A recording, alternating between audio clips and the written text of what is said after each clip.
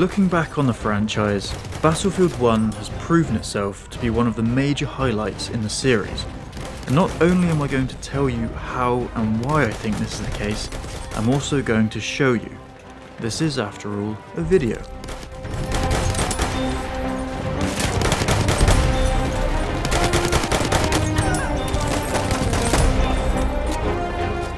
As already established, the footage you're seeing is a compilation of experiences just from one player, which I believe is a testament to just how glorious the moment-to-moment gameplay of Battlefield 1 truly is. I mean, if this is the perspective of just one soldier on the battlefield, that being me, think of the countless epic moments that have occurred throughout the player base during the game's life cycle. Every player essentially experiencing their very own unique war stories like those from the story mode, with miraculously unscripted moments that could be ripped straight out of an FPS campaign or war movie. This is the magic of Battlefield 1.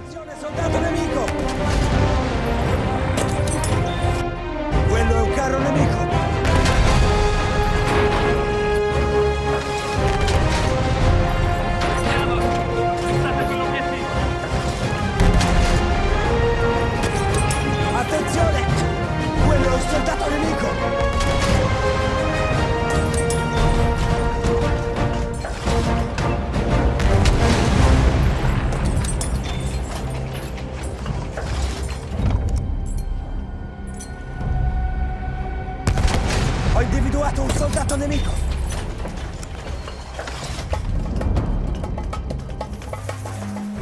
One match, you might find yourself saving a squad mate from a charging enemy cavalry player.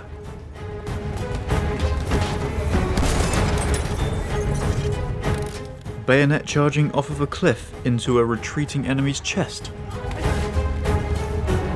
Maybe tearing through the enemy base upon your trusty steed, slicing enemies open as you go. Watch it!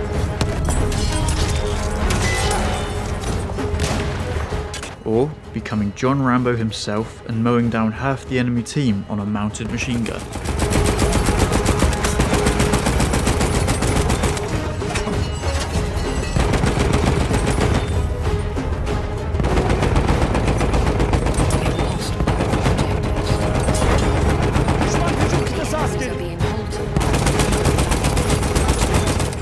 Or disposing of a camping enemy squad with a well-placed grenade launcher shot.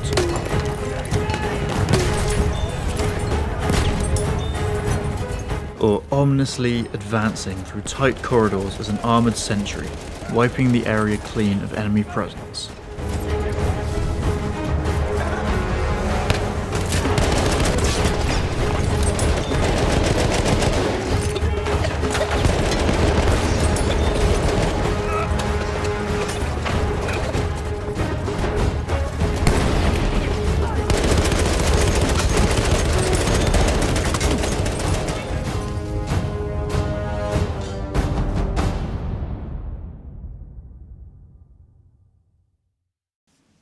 Battlefield 1 is an absolute masterclass in how to build atmosphere and immersion, with its use of stunning art direction, lighting, and encapsulating sound design. Surprise, mother... Combine that with the series' tried and true class system, encouraging cooperation and teamwork, the chaos of inventory, vehicles, and even horses all mashed in together, taking place in a selection of good to great maps, and it's easy to see how Battlefield 1 earned its place among the greats of multiplayer shooters. Using a World War I setting, but with the action movie dial turned all the way up to 11, it proudly stands out alongside its modern and World War II shooter brethren.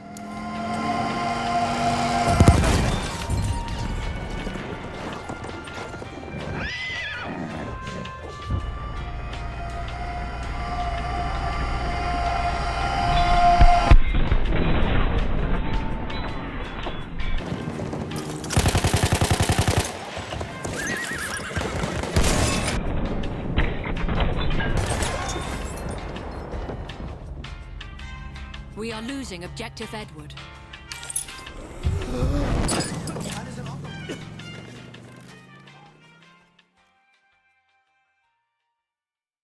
Back to the gameplay. it's hard to beat the rush of flanking a group of attacking enemies on operations, dealing a big blow to their ticket count.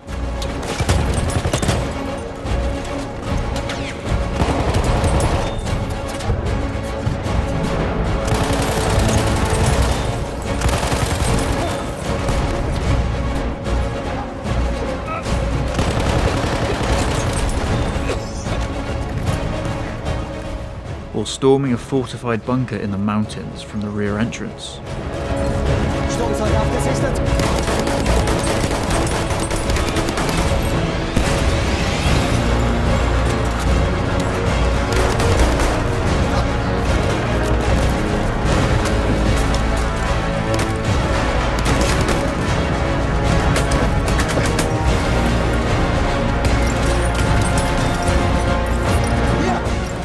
Or feeling your heart pounding as you go toe-to-toe with an enemy bomber.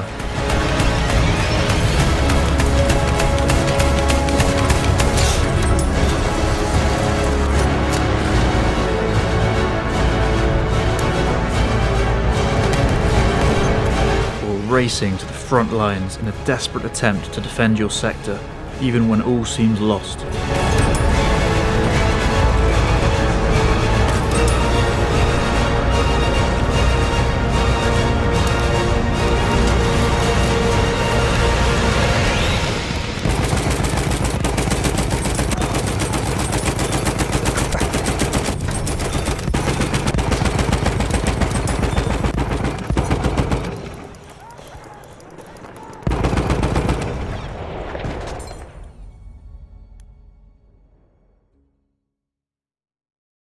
When the game released, I was fully swept up in the uni lifestyle, being in my second year, frequently stressing over mountains of coursework, de-stressing with oceans of alcohol and socialising, and then stressing again overcoming horrendous hangovers.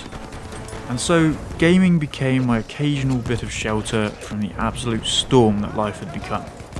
Because of this, I feel like my time with Battlefield 1 came and went so insanely fast, with barely a moment to reflect on just how good that time really was. And so, it's only recently, after finding myself blown away by the mixture of cinematic and chaotic moments that 21-year-old me had decided would be worth recording, that I've been able to reflect on just how good we had it with this game. We have lost.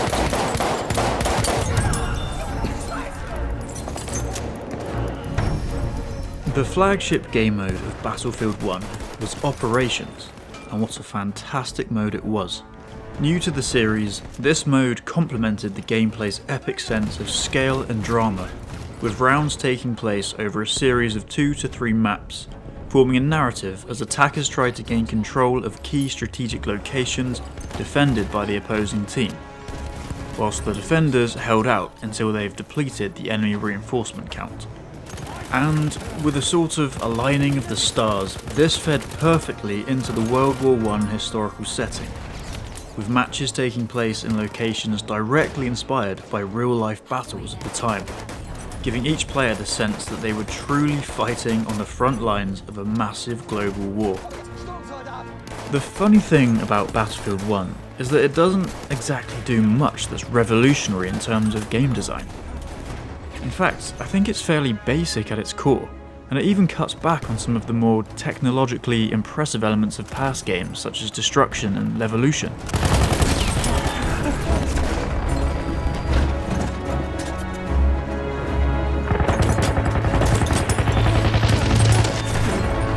But by choosing to go all in with the core elements of the Battlefield formula, it creates this incredibly rich and gripping multiplayer experience, becoming perhaps the most immersive game in the franchise so far.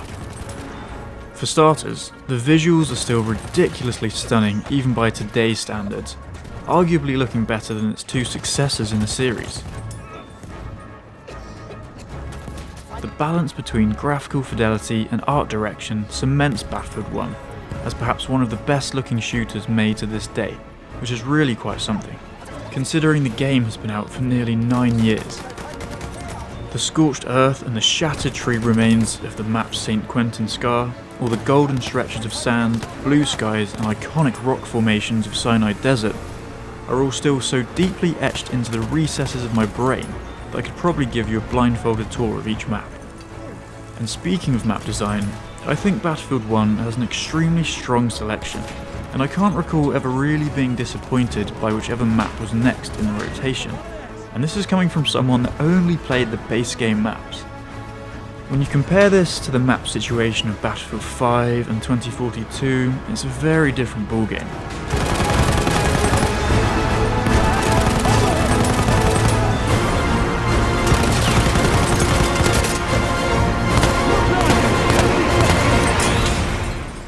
The variety in World War I settings and terrain across the globe provided Battlefield 1 with a set of striking colour palettes for each map, most quite distinct from each other, managing to keep each match feeling fairly fresh, something not often seen in a Battlefield title.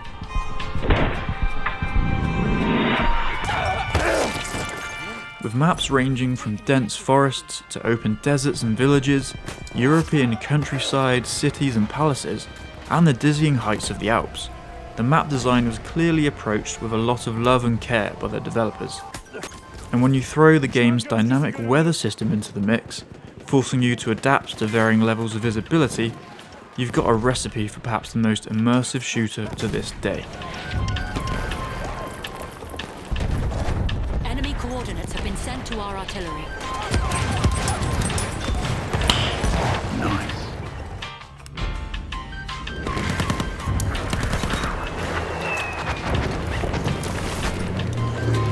You wanna play rough?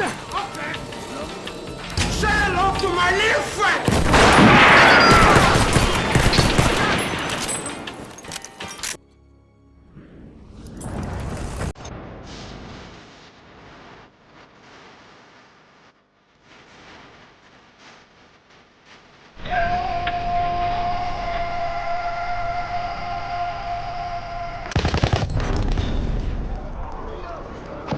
And let's just take a moment to talk about and appreciate the incredible sound design that went into this title.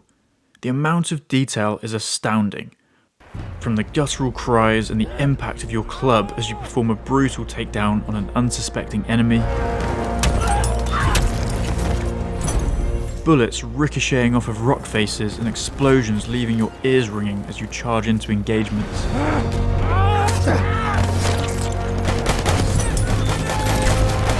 Steel on steel clashing as you blast vehicles with your rocket gun.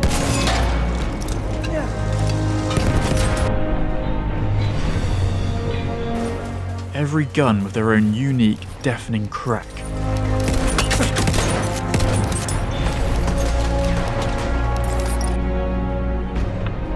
Gördünüz mü? Bir düşman tankı!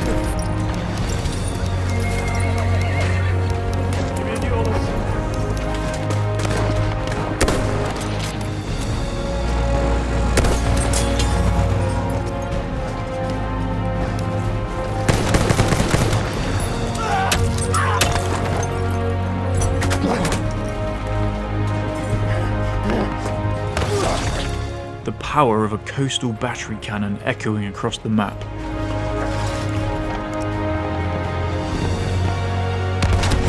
Get the f*** out of here!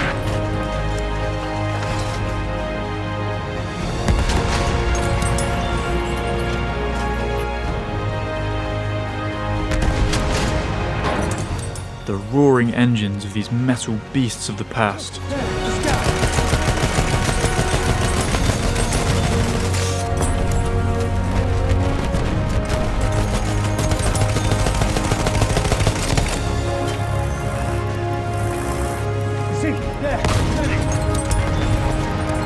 And of course, a soundtrack that may very well go down as the best in the series.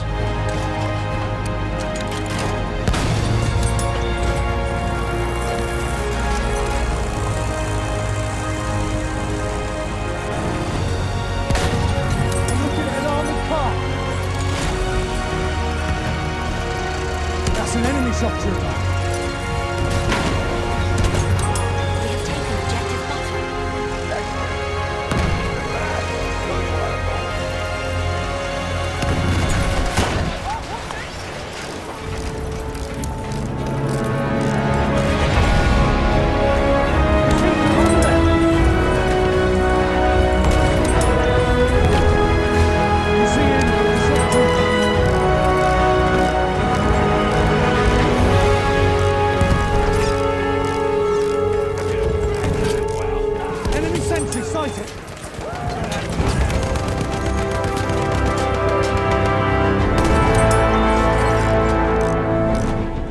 terms of gameplay, it felt mostly pretty well balanced from what I remember. The classes worked as you'd expect them to in a Battlefield game. You had your medic class, who of course specialises in healing and reviving teammates, with semi-automatic or self-loading rifles, making them good all-rounded fighters. The assault class, with shorter range SMGs and anti-tank gear, making them a leading class on the front lines, always in the thick of the action.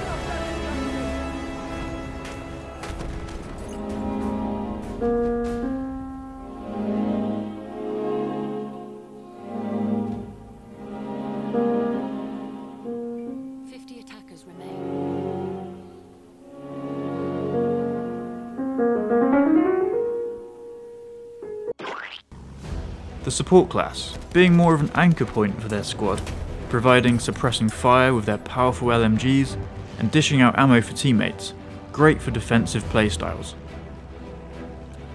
And of course, Recon, equipped with bolt-action sniper rifles, excelling in long-range engagements, but also being able to easily spot enemies with their scope and flares, providing valuable intel for their team.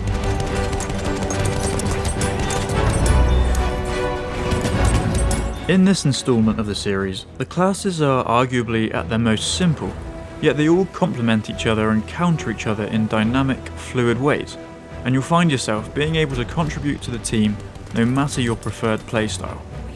As long as you're not the sniper that sits in the back of the spawn with a total of 5 kills at the end of the round. Vehicles generally feel the same way.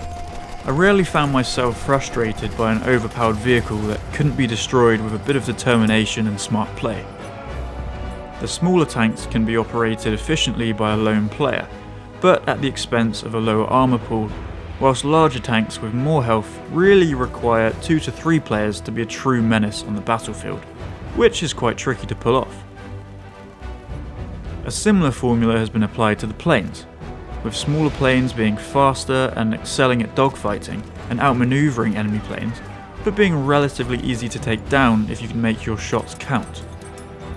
On the flip side, you have larger planes like bombers, being much slower and easier to hit, but being able to take many more shots and having extra gunner seats to help fend off smaller fighters. It all works very well in unison, and I'd find myself using a variety of these vehicles, making the most of each of their strengths when the situation called for it. Bir düşman muharebe gemisi görüldü. Direnç yok.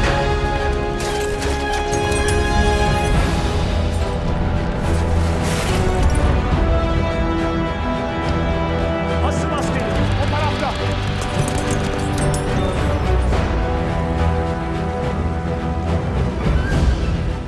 Now, here I want to show you just how well Battlefield 1 can flow from one incredible moment to the next. At this stage of the match, we're defending at our final base. The attackers have pushed us back sector by sector, and if we can't hold it here and wipe out their reinforcements, then the battle is lost. I decide to take to the skies, and in my attack plane, I aim to bombard the crap out of the advancing enemy force, making their way up our northern flank. Dropping bombs to kill enemies and flares to spot them for my team. And I make some good progress, chipping away at their ticket count. But eventually, I'm blown out of the sky and barely make it back into the combat zone.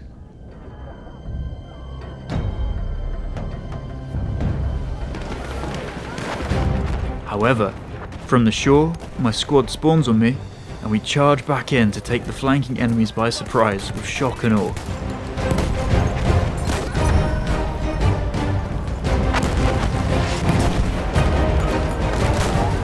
Now I've fully deployed as an assault, getting my hands dirty in close quarters combat, sweeping through the interior of the fort, clearing out the enemy force.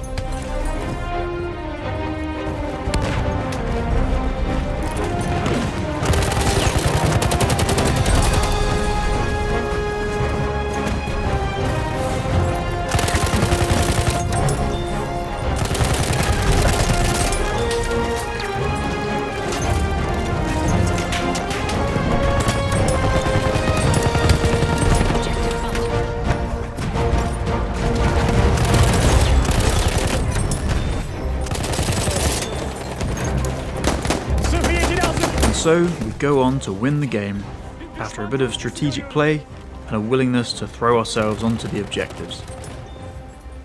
And that to me summarises why we play these Battlefield games, for those little war stories of our own that just seem to come together out of thin air. Unscripted, unpredictable, and sometimes unbelievable player-made moments.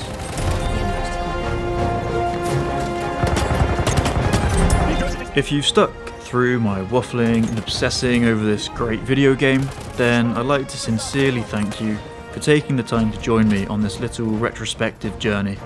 It's been an absolute pleasure reminiscing over these old clips that made me smile years ago and still do today. Have armed objective Apple. This is the first time I've attempted a video of this nature, so The enemy I guess if you got some enjoyment out of it and wouldn't mind seeing similar content in the future, then of course the usual giving a like and subscribing would be amazing, and would just kind of inform me if I should undertake some more projects like this. Again, thank you so much for stopping by. Have a fantastic day, and we have catch you again armed soon. objective Apples. Cheers.